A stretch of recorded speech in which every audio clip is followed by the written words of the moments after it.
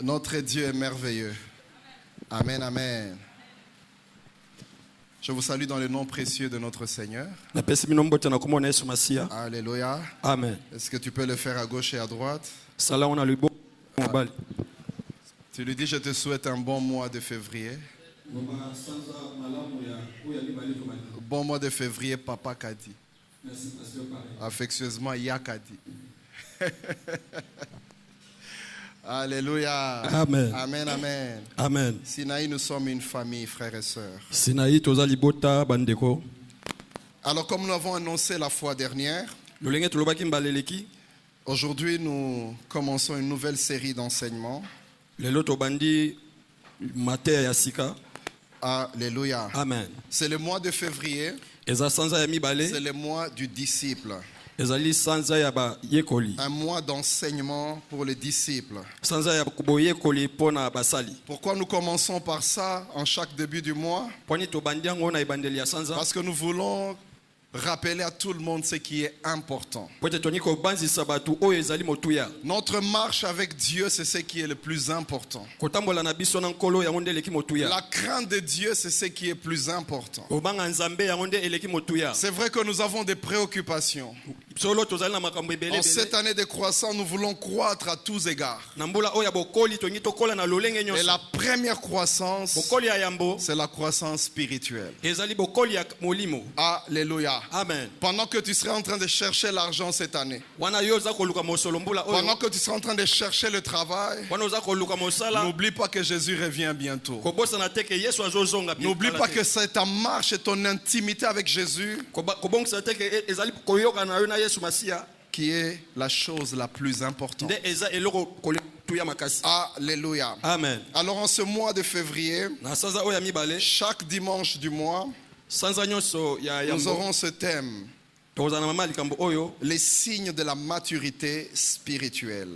Les signes de la maturité spirituelle. J'ai préféré choisir le mot signe parce que le mot signe nous conduira dans les objectifs que nous avons. Qu'est-ce qu'un signe? Un signe, c'est un trait particulier qui montre l'existence de quelque chose. Alléluia. Amen. On regarde avec les yeux et on se rend compte qu'il y a quelque chose là-bas. Vous arrivez à la maison, il y a une fête. Déjà de loin, vous voyez qu'il y a les signes qu'il y a une fête. Lorsque vous voyez la fumée quelque part, c'est un signe qu'il y a le feu. Alléluia. Amen. Aujourd'hui, nous sommes devenus spécialistes dans la réparation de courant. Avec ce que nous traversons, nous sommes tous devenus des électriciens. Tu peux être sur une avenue, tu sens juste l'odeur. Il y a des spécialistes qui disent oh, ils sont neutres.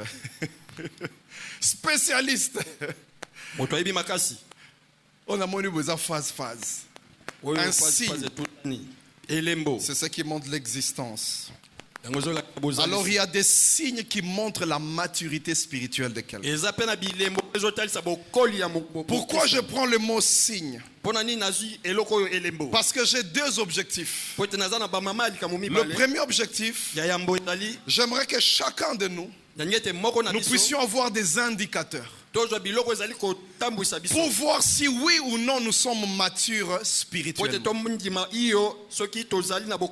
Et ceci est très important. Lorsque tu marches avec Dieu, il y a des moments où tu dois te remettre en question. Te demander, est-ce que je suis toujours la personne d'hier ou j'ai changé? Parce que des fois quand on s'habitue à Dieu, on a l'impression qu'il devient notre grand-père. Quand on s'habitue avec Dieu, on commence à faire des choses comme d'habitude. Et des fois dans la vie chrétienne, il est important de le faire. Il est important de nous remettre en question. Alors aujourd'hui, j'aimerais amener quelques signes. Et sur base de ça, tu vas te poser la question, est-ce que j'ai atteint la maturité. Il est important de s'auto-évaluer sincèrement. Je ne vous demande pas de faire ce que Jésus a eu à faire, parce que je m'imagine les réponses que vous aurez. Un jour, Jésus a posé la question: qu'est-ce que les gens disent de moi? Il y a beaucoup parmi nous qui ne peuvent pas prendre ces risques-là. Tu réunis les gens à Sinaï. Dites-moi, vous me trouvez comment? Sincèrement, tu auras des choses terribles. Mais j'aimerais que tu les fasses de manière sincère, à partir des signes de la maturité. Le deuxième objectif que je poursuis, c'est d'emmener quelqu'un à s'améliorer. Alléluia. Amen. Il y a des gens qui ont atteint un certain niveau avec Dieu, mais ils ont besoin d'atteindre la maturité. Dans la vie chrétienne, il n'y a pas que la naissance. Il y a aussi la croissance. Et c'est important de croître. Parce que quand tu es en train de croître, tu peux créer d'autres naissances ailleurs. Et ainsi de suite, nous évoluons. J'aimerais aussi, frères et sœurs, amener ceux-là qui n'ont pas cette maturité à commencer à y travailler. Et le texte de base que je vous propose, frères et sœurs, nous allons y revenir très souvent. C'est juste un seul verset. 1 Corinthiens 13, verset 11. 1 Corinthiens 13, verset 11. Si vous le voulez bien, je peux lire pour nous tous. J'ai la version Semeur aujourd'hui. La Bible dit ceci: lorsque j'étais enfant, je parlais comme un enfant. Je pensais et je raisonnais en enfant. Une fois devenu homme, je me suis défait de ce qui est propre à l'enfant. Acclamons la parole de Dieu. L'apôtre Paul parle aux Corinthiens et il explique des choses très importantes. Il prend l'image de la nature humaine pour expliquer les réalités spirituelles, pour mieux les comprendre. Jésus a fait ça plusieurs fois et l'apôtre Paul le fait dans ce livre aux Corinthiens. L'apôtre Paul veut dire ceci: la manière de parler, mon raisonnement, mes pensées, c'est simplement à cause de mon niveau que j'ai aujourd'hui. C'est influencé par mon enfance.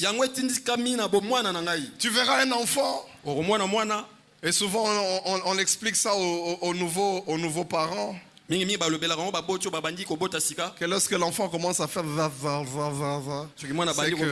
c'est un signe de quelque chose.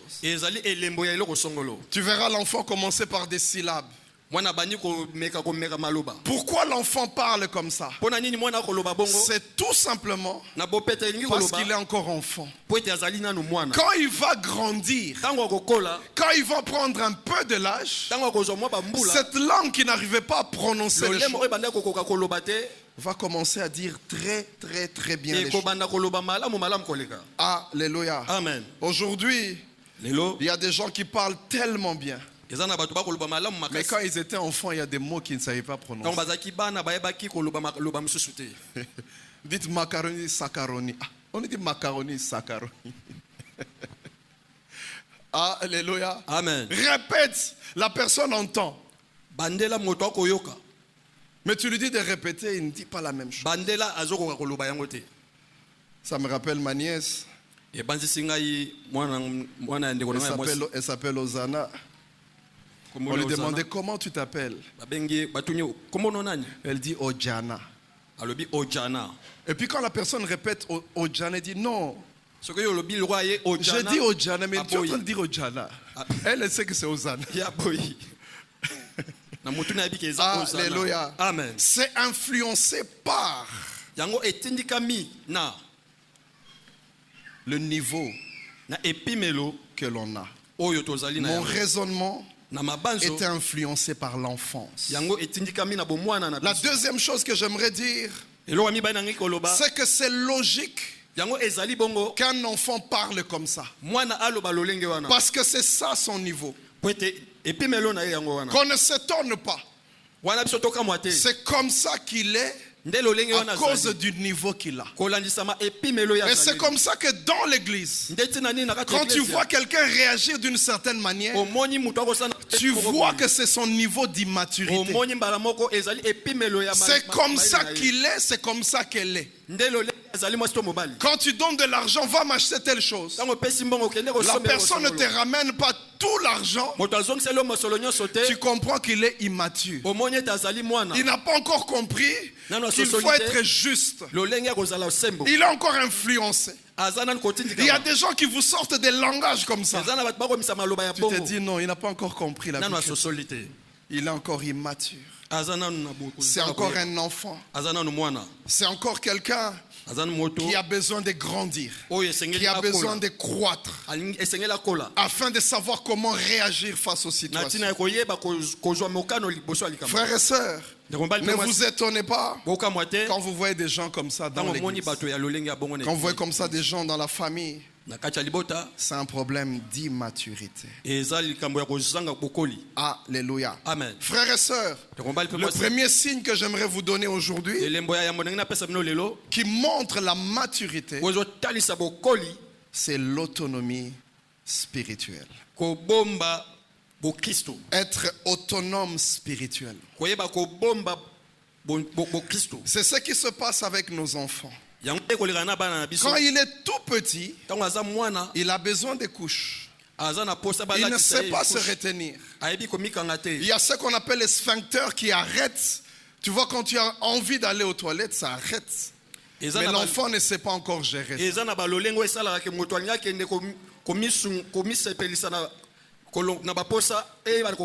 Je ne sais pas si ça a vraiment un rapport.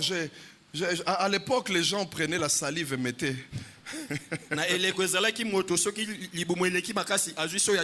Apparemment, ça arrêtait tout. Alléluia. Amen. Mais l'enfant ne sait pas le faire. Et pourquoi nous sommes patients avec l'enfant? Parce qu'on s'est dit, avec le temps, l'enfant saura le faire. Mais si l'enfant arrive à 10 ans, à 15 ans, il n'arrive pas à le faire, ça devient anormal. C'est comme ça que dans la vie chrétienne, s'il y a des choses que tu n'arrives pas à faire jusqu'aujourd'hui, avec autant d'années dans la marche chrétienne, ce n'est pas normal. Si tu n'arrives jamais à croître, tu n'arrives jamais à évoluer dans ta vie chrétienne, tu n'arrives jamais à acquérir les valeurs chrétiennes. On était ensemble en 2005. On est arrivé en 2015, tu es la même personne. On arrive en 2024. Près de 20 ans plus tard, tu n'as jamais changé. Toujours le même mauvais langage. Toujours le même mauvais cœur. Toujours la même manière de faire. Ce n'est pas normal. À un certain moment, on a compris que tu étais enfant.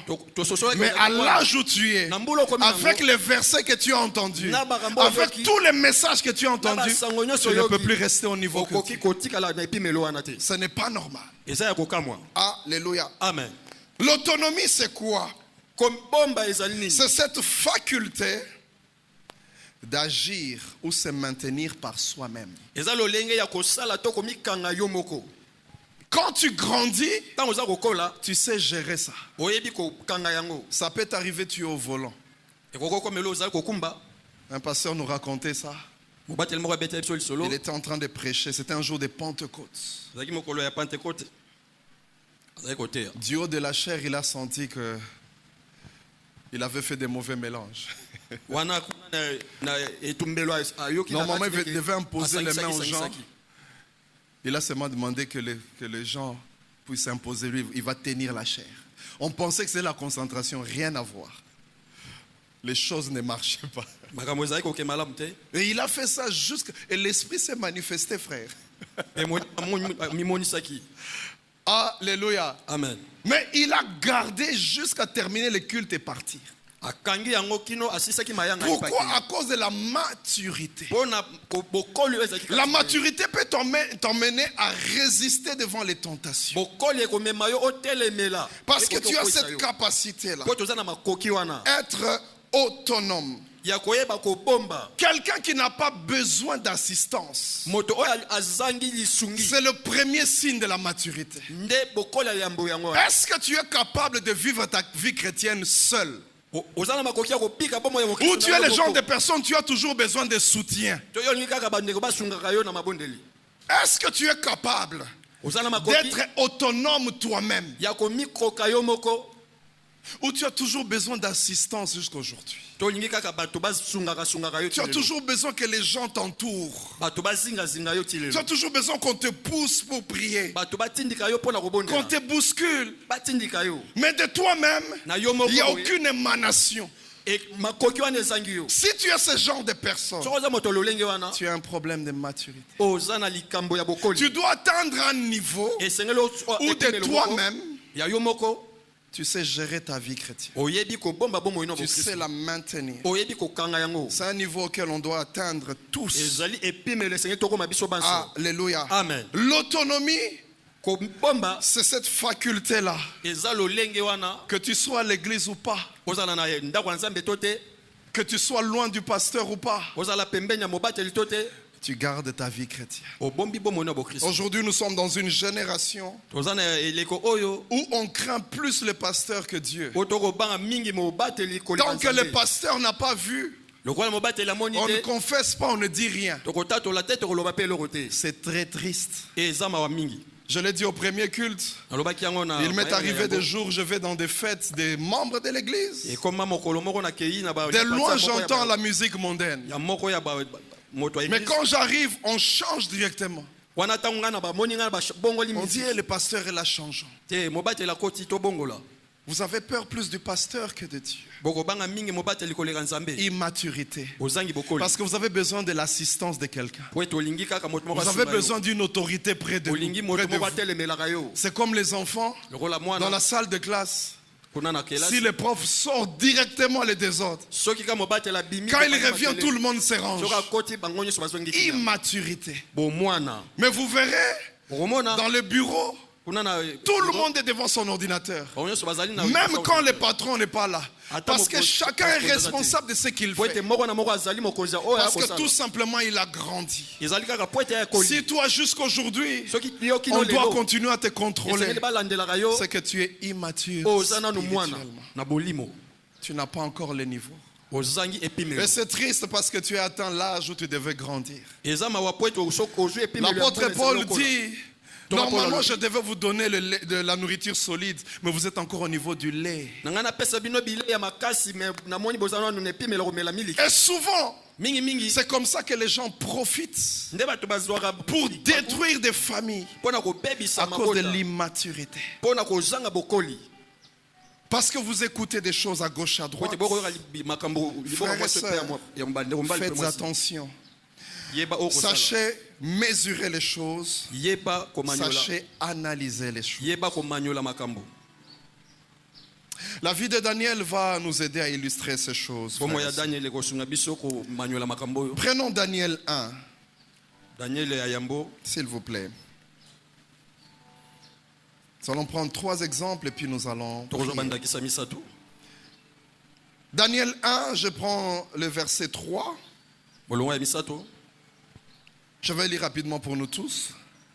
Le roi ordonna à Ashpenaz, Daniel 1, 3, chef de son personnel, de faire venir des Israélites de lignée royale ou de famille noble.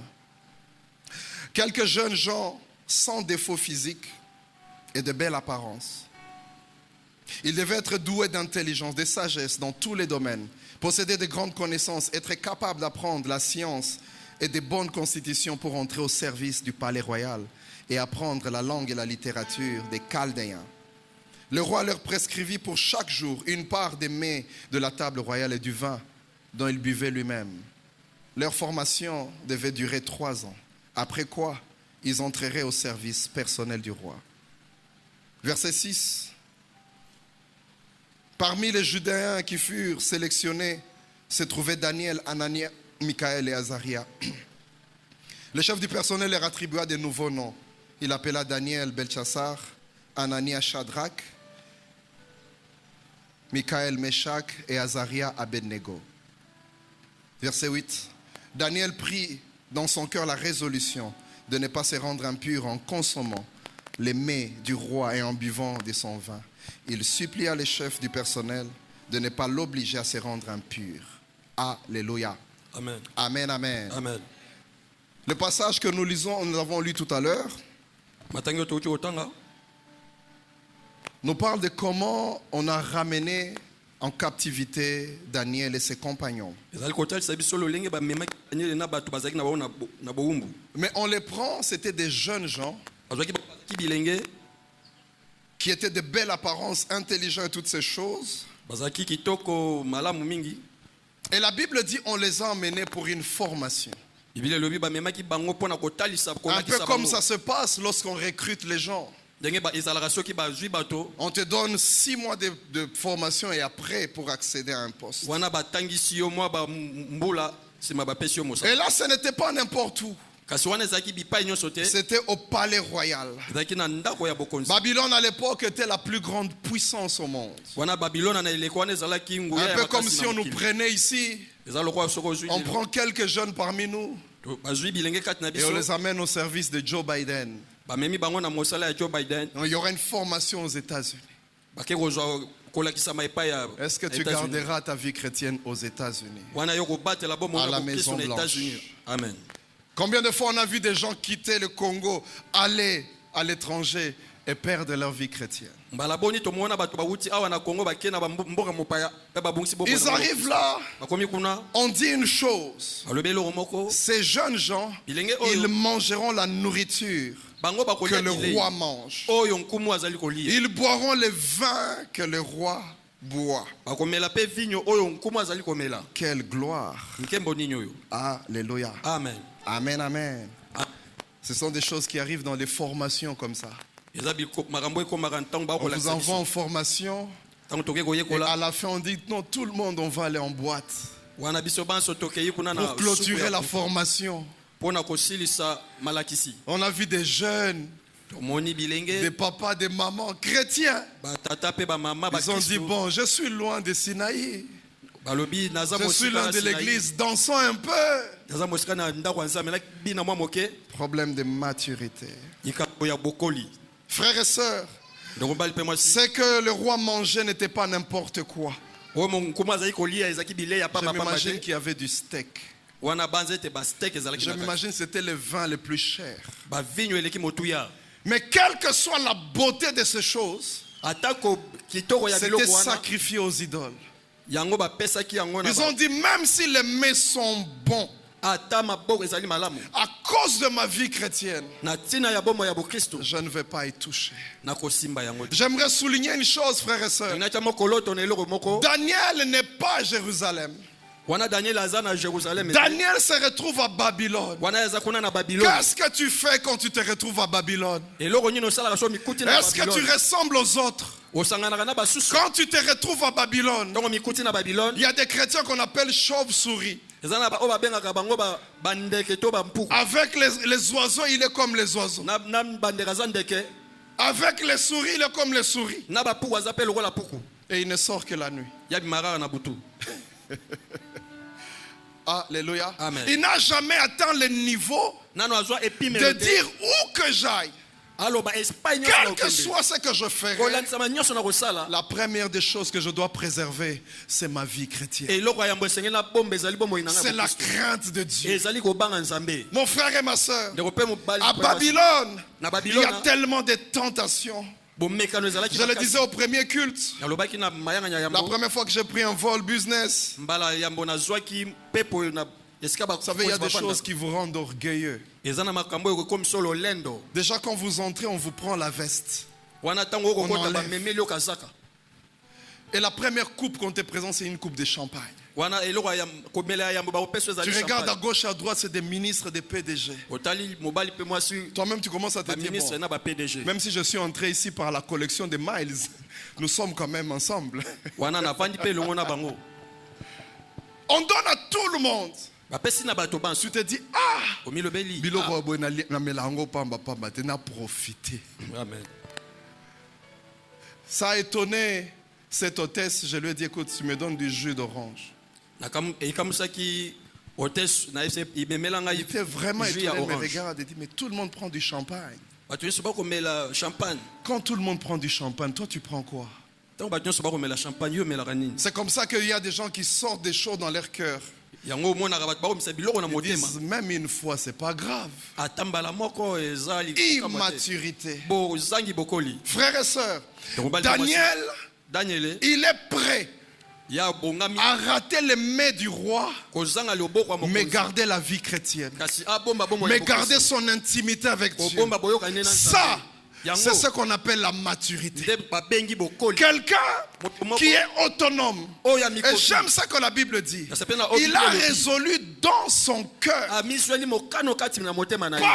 quelqu'un qui l'a bousculé. Pas quelqu'un qui l'a secoué. Il n'y avait pas une épée sur sa tête.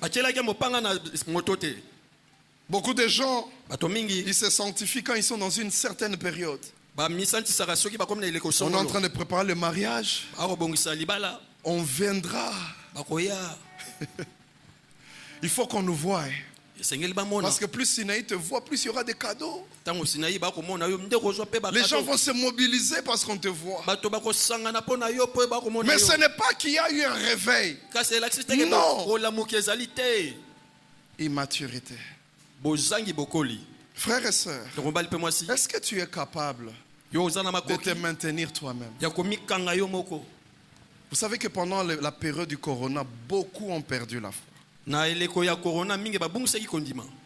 Parce que l'église n'était plus là. Il fallait maintenant vivre sa vie chrétienne chez lui à la maison. Là où les lieux de réanimation que vous avez l'église, il n'y avait plus. Parce qu'il y a beaucoup de chrétiens, il faut les réanimer chaque dimanche. Pouf! Il entend la parole de c'est les secours 2-3 jours. Quand on arrive mercredi à Koufi, Amen. Il faut encore se réveiller le dimanche. Il faut avoir une autonomie. Ne sois pas déchargé. Garde ton autonomie. Et c'est ça la maturité. Ça vient de toi. Tu n'es plus les gens de chrétiens qu'on bouscule. Daniel, il était jeune. Ah, que Dieu nous donne à Sinaï des jeunes matures. Il est à l'université, il est je ne sais où, mais il protège sa vie chrétienne là où il est. Vous savez, la vie chrétienne, frères et sœurs, c'est en dehors de l'église. Ici, nous tous, nous avons l'air saints. Voilà pourquoi dans sa sagesse, la Bible nous dit, vous serez la lumière du monde. C'est le monde qui doit dire si réellement il y a quelque chose. Ce sont les gens qui mangent les fruits d'un manguier qui doivent dire que les mangues sont mûres. Mais pas toi-même. Les gens doivent voir des signes. Ça doit être visible. Sortez de cette prédication. Non. Amen. Alléluia. Amen. Il doit avoir des signes. Voilà pourquoi même Dieu a dit dans sa parole, c'est alors que le monde reconnaîtra que vous êtes réellement, mais ils doivent reconnaître. Le sel de la terre, ce n'est pas l'église, c'est dans le monde. C'est là où tu es habituellement. Là où tu passes plus de temps chaque semaine. C'est là qu'on doit dire tel papa a changé. Telle maman a changé. Il y a des choses que nous voyons. Il y a quelque chose qui a changé. Vous savez, frères et sœurs, la vie chrétienne, elle est très simple à mesurer. Pour soi-même. Tu dois regarder qui tu étais et qui tu es devenu. C'est très simple. Est-ce qu'il y a-t-il des choses que tu as abandonnées? Ou bien avant l'indépendance, pour toi égale après? Tu es toujours la même personne. Tu ne sauras pas le dire des autres. Nous, on est vraiment spécialistes. On voit les païens seulement chez les voisins. On est comme ces pharisiens qui priaient. Ils disaient, Seigneur, je ne suis pas comme le reste des hommes. Mais est-ce que toi-même tu te vois? Quand tu es là, il faut que tu sois capable. J'étais colérique. Maintenant Dieu m'a changé.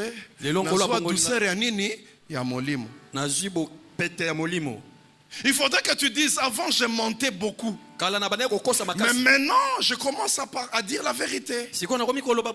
À l'époque j'étais telle personne. Maintenant il y a quelque chose qui a changé.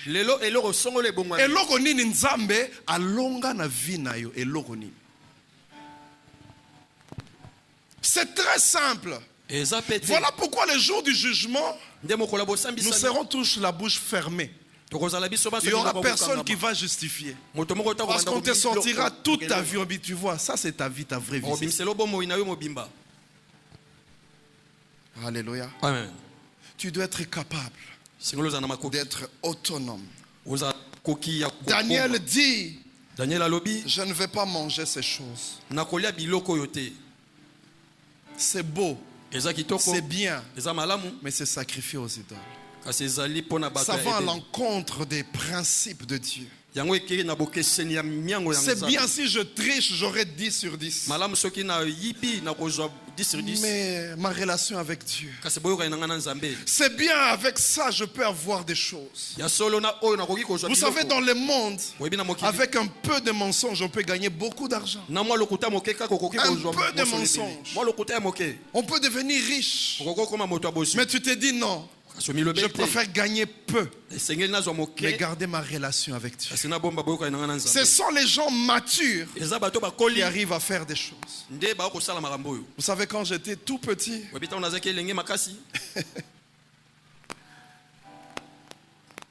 mon papa n'avait plus les moyens qu'il avait avant. Parce qu'à l'époque, il avait quand même ses moyens. Et il y a un membre de ma famille qui commençait à monter en termes d'argent et de richesse. Je voulais absolument aller rester chez mes cousins. N'est-ce pas que ça t'est déjà arrivé toi aussi? Chez vous, vous avez une télé noir et blanc et ils ont en couleur. À l'époque, je crois qu'il y a beaucoup de jeunes qui ne connaissent pas. À l'époque, c'était les magnétoscopes, magnéto, avec des grosses cassettes. Nous, on n'avait pas ça chez nous, mais chez les cousins, il y avait. On voulait aller habiter là-bas. C'est comme ça que tu vois, il y a des enfants. Tu viens les prendre à un anniversaire, c'est tellement bien, il ne veut pas partir. Tu vas rester, oui. Il ne veut plus rentrer chez lui à la maison. Et on voulait tout le temps être là. Au point que des fois, on voulait même mettre notre poste-nom. On enlève le nom de notre papa, on met le nom de ce membre de la famille. Pour qu'on sache. Ma famille a ma griffe. Alléluia. Amen. Parce que là, on habitait, c'était un nom vraiment connu. Alléluia. Amen. Moi, je ne me rappelle pas un jour un roulage m'a arrêté là où on était. On connaissait la famille. Là, ça ne sert à rien. Il y a des coups de fil qui vont passer. Laisse le petit passer. J'ai commencé à conduire à l'âge de 16 ans. Et personne ne m'a jamais demandé mon permis de conduire. Alléluia. Amen. On voulait absolument. Un jour, il y a mon frère qui s'est levé pendant qu'on habitait là-bas. Il a dit non, je rentre chez mon papa. Même si je vais manger les bites, écoute. C'est là chez nous. C'est lui mon papa. Je le dis, Yaya, otiki fromage, otiki omelette. Quand je parle d'omelette, nous on arrivait à faire des omelettes de 15 œufs. Ça t'est déjà arrivé? Dans un cas, tu as une épaisseur. Tu laisses ça. Il dit non, je dois partir. Parce que ici, ce n'est pas chez moi. Chez moi, c'est là-bas. Je n'avais pas compris, mon frère. J'étais encore un enfant. Quand les années sont passées, j'ai commencé à grandir. Moi aussi, j'ai dit non. Mon papa, c'est celui-là. C'est comme ça que vous voyez dans toutes les publications. C'est écrit Patrick Balinda. Je mets le nom de mon papa. Ça, c'est la maturité. Tu te dis, même s'il n'a rien, mais c'est lui mon papa. Ce sont les enfants qui des fois renient leur Dieu, renient leur papa, quand les autres papas leur proposent autre chose. Et quel papa? Le diable. Quand il te propose la corruption, tu vois que c'est beau, Dieu te dit non. Tu dis non, je renie celui-là. Combien de fois tu as dormi ailleurs parce que tu voulais rester dans le confort? Il y a culte le dimanche, mais tu continues la fête jusqu'à 4 heures du matin. Chrétien, chrétienne, qu'est-ce qui t'amène à rester? Loyenge. Soyons ce genre de personnes. Tu te dis oui, je suis venu. Ça fait 1 heure. C'est déjà tard, je dois rentrer, j'ai culte demain. Ça, c'est quelqu'un qui est mature. Combien de fois tu as raté le culte à cause d'une fête? Combien de fois? Tu n'es plus venu. Pourtant, c'était possible. Tu n'avais pas de responsabilité. Je comprends que tu parraines un mariage, des choses qui te font en sorte que tu restes. Mais tu es venu invité simple. Mais tu pars même après les mariés. Ce n'est même pas ta fête. Loyenge, tu aimes tellement ça. Maturité. Tu ne sais pas de toi-même te dire non. Il est déjà tard. Je dois partir. Et ça, ce n'est pas seulement les membres. Je vois ça même les serviteurs. Ils ne viennent pas. Les jours qu'un serviteur a mariage, le dimanche, vous allez compter les serviteurs. Vous allez vous demander qu'est-ce qui s'est passé. Cette année, on doit arrêter ces choses. Des fois, quand on a réunion, on parle avec maman Marie, on se demande mais pourquoi les gens ne sont pas venus? Et puis on se dit il y avait fête. Non, il faut peu qu'on soit. Il faut qu'on arrête ces dévots. Il y avait fête, vous ne venez pas au culte. Maturité. Alléluia. La Bible dit ce sont des gens qui aiment le plaisir plus que Dieu. Daniel a dit je ne mange pas de ces choses. Quelqu'un qui sait garder, maintenir sa vie chrétienne, quel que soit ce qu'il rencontre dans son environnement, on l'appelle un homme et une femme mature. Le deuxième exemple que j'aimerais donner, frères et sœurs, nous n'allons pas lire, c'est dans Daniel 6, 7 à 11. Daniel 6, 7 à 11. La Bible nous parle d'un piège qu'on a tendu à Daniel.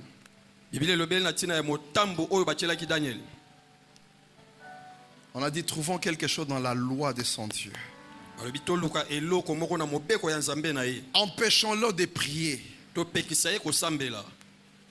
Frères et sœurs, un deuxième signe que j'aimerais vous montrer aujourd'hui, c'est de garder sa vie de prière, quelles que soient les conditions. Quel que soit ce que nous vivons. Daniel était une haute personnalité. Daniel n'était pas chômeur.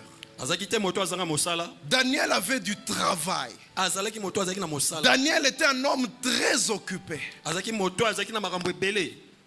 Très occupé. C'est quelqu'un qui devait faire des rapports. Quand vous voyez ce qu'on dit, c'est quelqu'un qui devait faire des rapports par rapport à tout ce qui s'est passé dans les 120 provinces. Mais la Bible dit, au-delà de tout ça, il priait 3 fois comme avant. Dieu va t'élever. Est-ce que tu continueras à prier 3 fois comme avant? On dit comme avant, ça veut dire les mêmes heures, les mêmes horaires, les mêmes temps, la même manière. Combien de fois on voit des gens, il était chômeur. Quand on lui donne un travail, le dimanche matin, il est au boulevard avec une bouteille d'eau.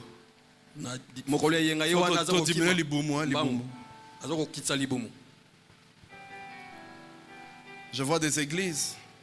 Dieu élevait des gens. Mais il reste au protocole. Dieu l'a trouvé, il n'avait rien au protocole. Mais Dieu l'élève, il reste au protocole. Un pasteur a été scandalisé au Kenya. Il arrive là, il voit au parking un véhicule que beaucoup parmi nous, on ne voit que dans les films et dans les rêves. Rolls-Royce.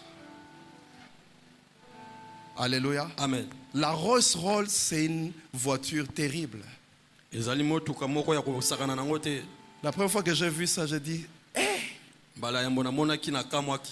non, vous mettez les Mercedes, tout le reste dehors. Et cet homme avait ça. Il demande au pasteur à qui appartient ce véhicule. Il dit, attends, je vais te montrer.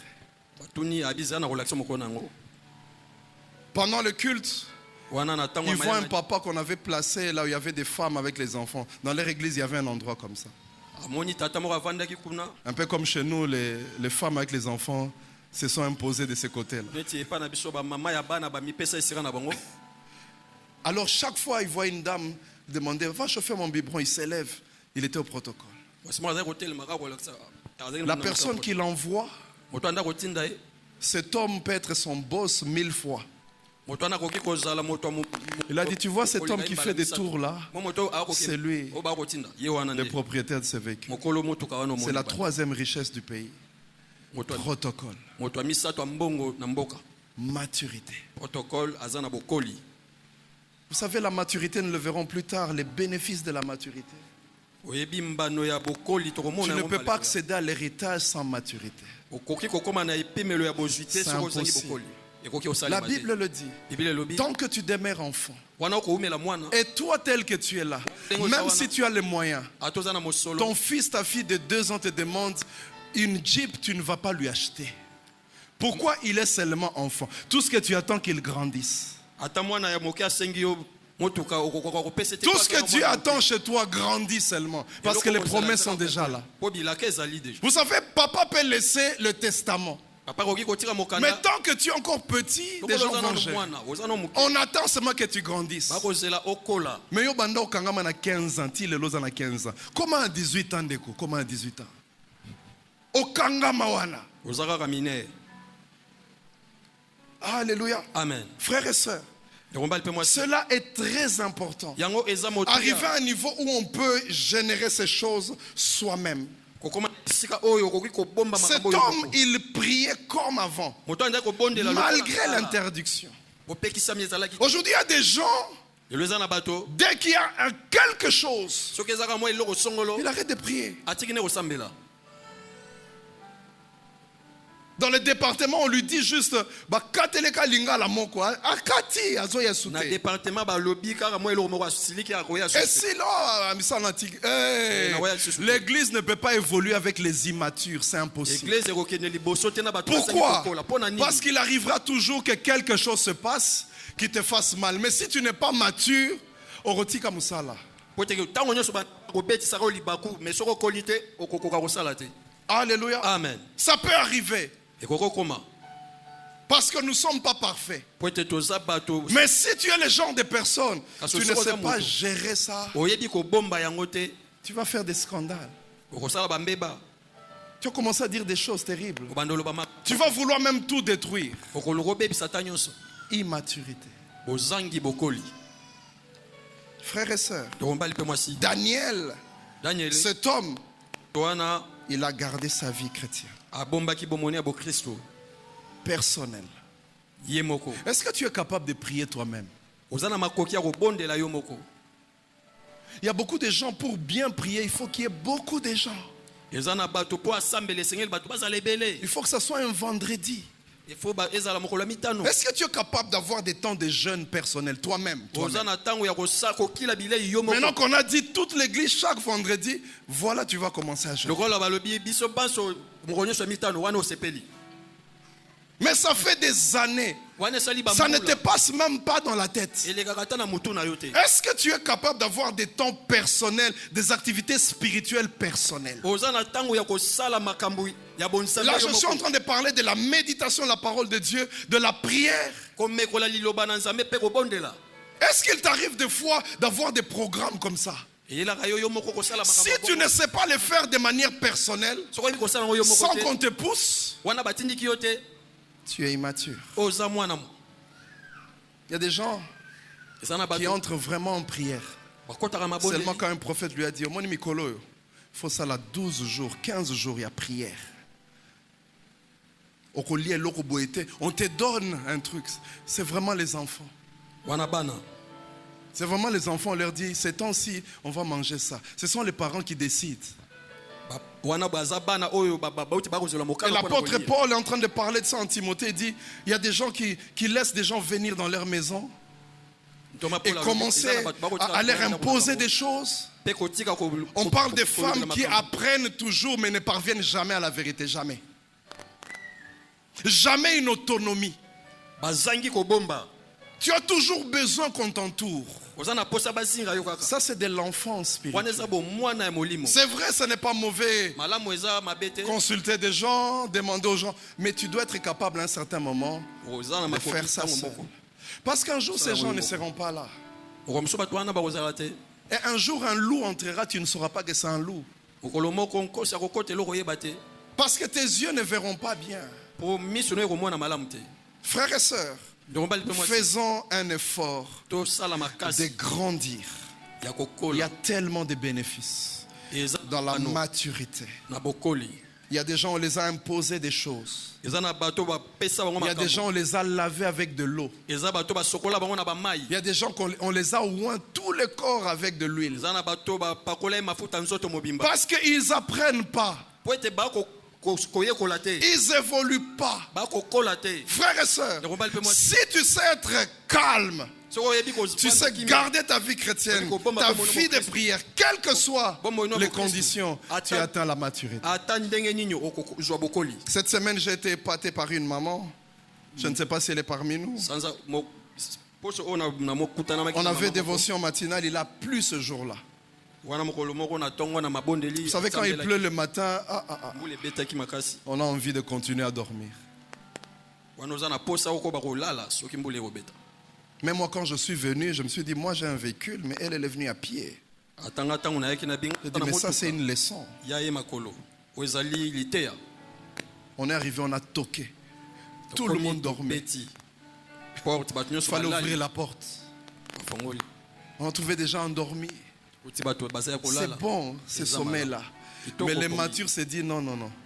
Il est 5h30, c'est l'heure de la prière. Le mature se dit, j'ai placé le temps de prière à 21h.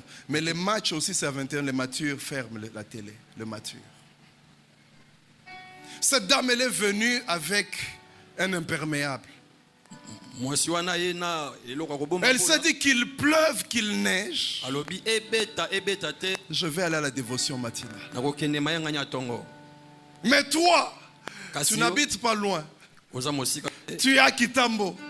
Tu as aussi la possibilité de venir. Mais jamais tu t'es dit le matin. Vous savez, l'église n'évolue qu'avec des hommes et des femmes matures. Quand il y a des immatures, il y aura des blessures, il n'y aura que ça. Sinaï, grandissons. Croissons. Alléluia. Amen. Amen, amen. Amen. Nous sommes dans le mois des disciples et c'est important que nous parlions de ces choses. La dernière pour terminer, Daniel 9. Daniel 9. Nous n'allons pas lire. Versets 1 à 2. On voit Daniel Il considérait les livres, les nombres que l'Éternel avait indiqués au prophète Jérémie. Daniel avait le temps de lire la parole de Dieu. Il avait le temps de le faire. Il s'est référé à quelque chose. Ça, c'est vraiment un sérieux problème dans les églises. Les gens ne lisent pas la parole de Dieu. Quand tu veux voir une meilleure église, la vraie église, je veux dire, un pasteur disait c'est l'église de mercredi, le jour de l'enseignement. C'est vrai qu'il y a des gens qui ont des occupations, c'est difficile. Mais il y a des gens qui, c'est possible de venir. Il y a des gens qui peuvent se faire violence d'être là. Moi j'ai vu des gens, je viens mercredi, je les trouve chez lui à la maison. C'est un jour de culte. Maintenant, toi qui viens à Sinaï, les gens qui habitent autour de toi, ils savent qu'il y a culte, mais tu ne viens pas. Ils se diront quoi? Il y a des gens qui donnent rendez-vous le jour du culte, mercredi. Non, on va se retrouver mercredi à 17h30. Mais c'est le jour qui a culte. Comment tu peux donner? Vous savez, quand il y a quelque chose qui est important pour vous, vous y accordez du temps. Si tu as rendez-vous avec les chefs de l'État, j'ai du mal à croire que tu peux donner un autre rendez-vous au même moment. C'est vraiment terrible. Les chrétiens d'aujourd'hui ne lisent pas la parole de Dieu. Un jour, on va vous faire lire l'épître d'Antoinette.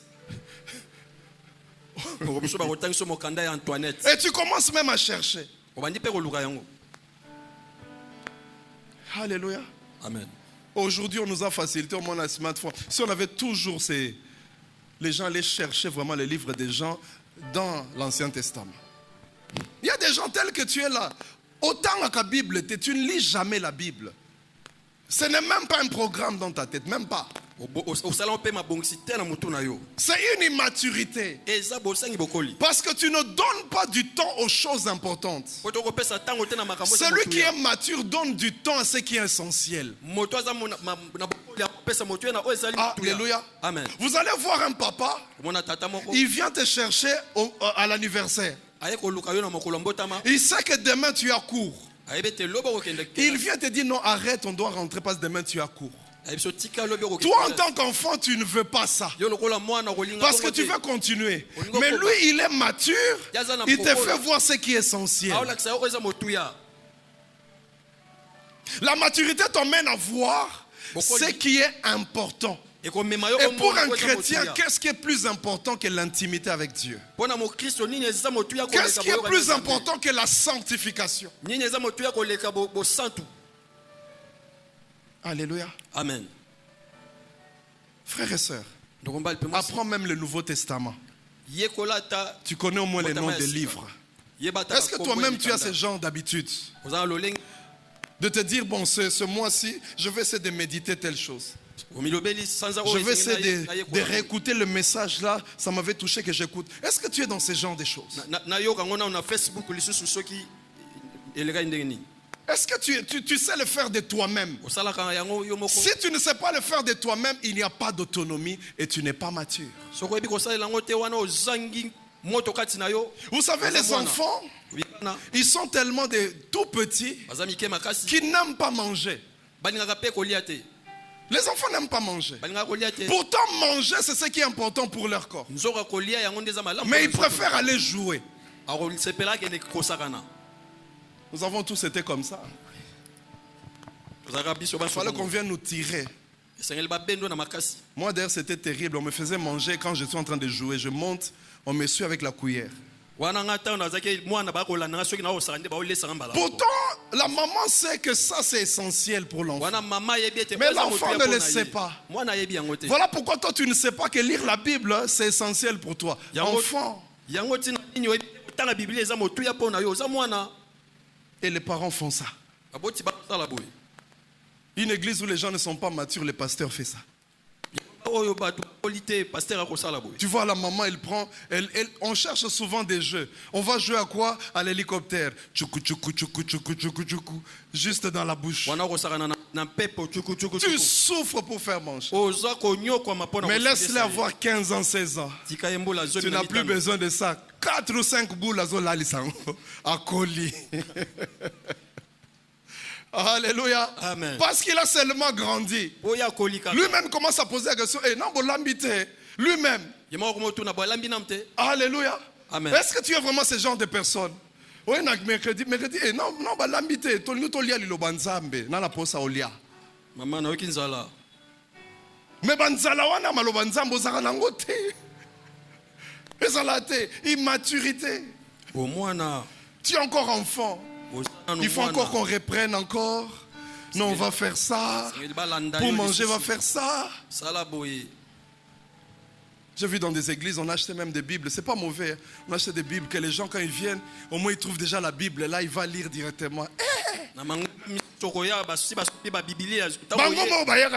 faut ressembler la bango.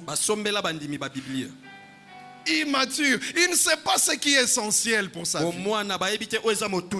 Mais bengi c'est qu'on a fait. Mon compte a signé Robima. Alléluia. Amen. Est-ce que tu peux me montrer ta Bible? Qui a sa Bible? Quelqu'un peut montrer sa Bible? Même celui que tu as téléchargé, la Bible que tu as téléchargée, tu ne la lis même pas. Même c'est la Bible qui est dans ton téléphone. Sois sincère. Autant en côté. Les en la carte. Tu ne lis pas. Et puis aujourd'hui, on nous a facilité. Il y a même des Bibles audio. Tu n'as pas le temps, mais tu es en train d'entendre. Mais problème d'immaturité, tout simplement. Tu ne sais pas dissocier qu'est-ce qui est essentiel. Alléluia. Amen. Avoir des moments personnels avec le Seigneur. Pas des temps où tu as des prières, tu as besoin de... Non. Des moments personnels pour grandir tout simplement. Est-ce que tu es capable de le faire tout seul? Si tu n'es pas capable, tu as une certaine immaturité. Si tu n'as pas une autonomie, tu n'es pas ce genre de chrétien qui est une référence. Tu as un problème. Un problème de maturité. Frères et sœurs, laissez-moi terminer. On va continuer dimanche prochain. La maturité n'est pas un hasard. Ça ne vient pas comme ça. Il y a un travail. Il y a une volonté. La volonté de grandir. Il y a une volonté de faire mieux. C'est là que ça arrive. Il faut naître de nouveau. Parce que tu ne sais pas faire manger une poupée parce qu'elle n'a jamais eu la vie en elle. Il faut naître. Il n'y a que les bébés qui ont la vie qui pleurent pour avoir la nourriture. Mais la poupée jamais ne te dira c'est le temps de manger. Parce qu'il n'y a pas de nouvelle naissance. J'aimerais poser la question à quelqu'un. Est-ce que tu sais faire des choses toi-même?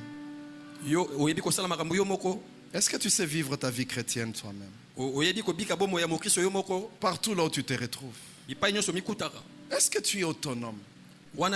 Avec les tonnes de messages que tu as reçus.